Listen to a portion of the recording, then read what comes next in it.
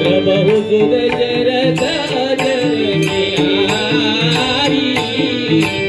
राम भगत हित कहे संकट किए साधु पुकारी सीता राम चरित पावन मधुर सरस अति मन भावन पुणी पुणी कितने उतुले सुनाए यह की प्यास बुझत न बुझा